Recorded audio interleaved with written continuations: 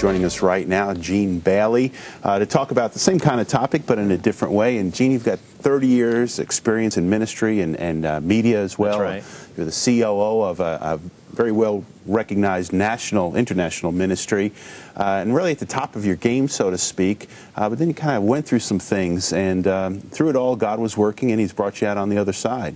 That's right. You know, Stephen, the thing about, and we talk about in the book about being held hostage, and the thing that I've run into all over the world, no matter what culture, no matter what income level, no matter what society you're in, no matter where you're at, whether first world or third world, everybody has something that keeps them from being who they're supposed to be and living beyond just an ordinary life. And what was happening to me, and which is, 30 years of ministry, or almost 30 years of ministry at the time, I ended up a wreck.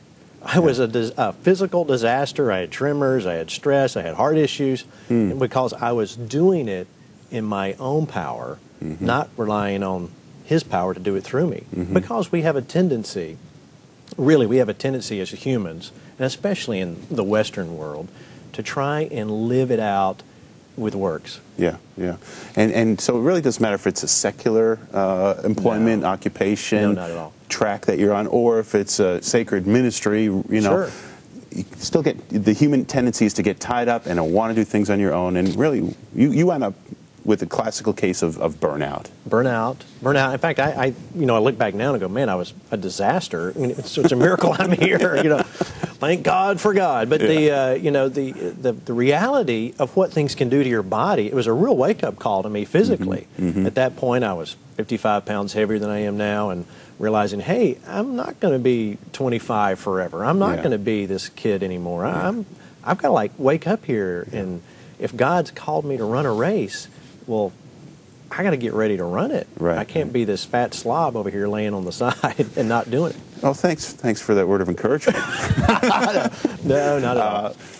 So when you kind of hit that wall and you realized these things were going on in your life, and you began looking down the road a little bit, what was it that kind of got you from where you were to a complete change of mindset and kind of attitude and outlook to where you are today? What got you beyond the ordinary? Well, the way God deals with us all differently. But typically, if you ask somebody, how does God get your attention? It's usually one of two things. It's either in your body or in your wallet. And for me, it was really realizing this is not living victorious. This is not being an overcomer. This is not what God intended. I have all this word that's been poured into me, all of this stuff I've learned, and yet I'm no better than anybody. I'm not getting it. Something wasn't clicking. So getting to that point where you're so emotionally wrung out, and getting to the bottom of the barrel, I talk about in the seminars, getting to your lowest common denominator of self, and understanding something has to change. And of course, that's where God meets you. He meets you at that point of your greatest need.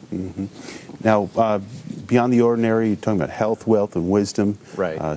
Strategies for really living the kind of life that God's intended you to, and kind of picking up on the dreams that maybe you've had at one time. In your encounters and sharing with folks, what's the one thing you find to be the biggest key to getting beyond the ordinary and getting into that place of really freedom in Christ and freedom in life?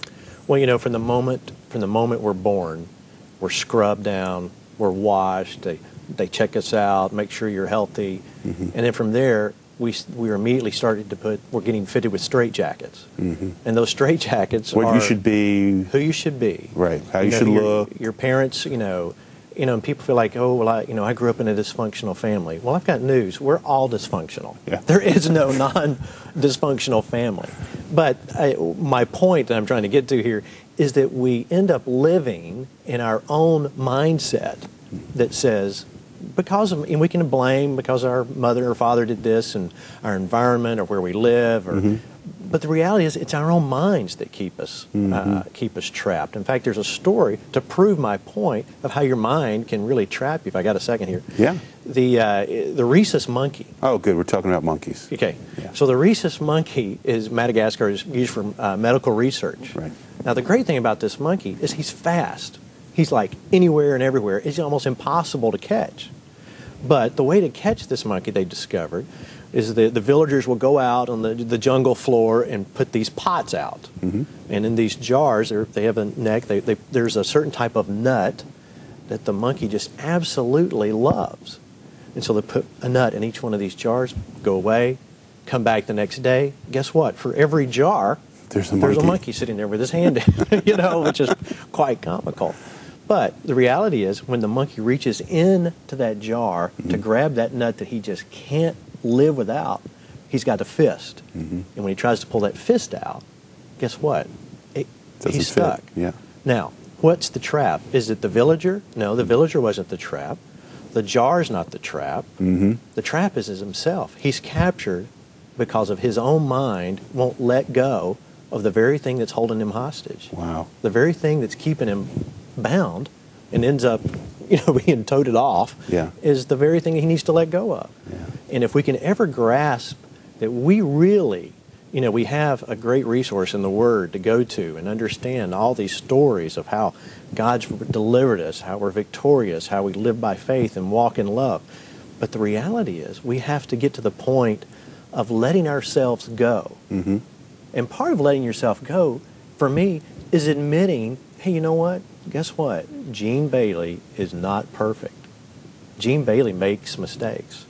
Now that sounds trivial, but that is huge. When you come to the point of realizing, hey, I really am not got it all together, that's when God can meet you. You know. And someone who gets to that point, they come to the point, they have that realization and that humility and acknowledgement, hey, there's some things messed up going on here. How did you begin to discover who you really were? Because you talked about kind of living in someone else's clothes and someone else's image of what you should be and how you should look and what you should think. How did you have that process of self-discovery? Yeah, we were discussing earlier, I used to be I had real short hair and three-piece suits, and, you know, I had to do that for my job. And it took a while. Some of that's just going to take time. I think that's one of the biggest piece of advice I can give is it's going to take time. But then you have to really start, you know, through prayer and understanding who you really are. I had to get to a point, just because I've been in ministry for so many years, what does Gene believe? Not what does this guy or this minister or that ministry or that denomination believes. What do I believe? Where do I fit in? And understanding that God created you for a purpose. We know we have a calling in our lives. We know all that. But in order to really fulfill that calling, we have to get to the point in our own self that we accept who I am. And that is a person that's a real man, full of faults, and then allow God to come in at that point. God comes into the picture. At that lowest common denominator, come in and go, okay, now I can work with you. You know, it's like the Ten Commandments. We don't have the Ten Commandments as 10 rules. They're rules to show that we can't live unless we have God to help us make them. Awesome. Gene, I want to thank you for joining us on Harvest today. The book is Beyond the Ordinary, Health, Wealth, and Wisdom Strategies for Dynamic Living. And if you'd like to connect with Gene, you can visit our website, harvest-tv.com. There'll be an easy link to Gene's website in the show info bar, and you'll see a copy of this cover right here. If you click on that, order it, pay for it, it'll be sent right to your door. Thanks, Gene. Thank you. Back to you, Chuck.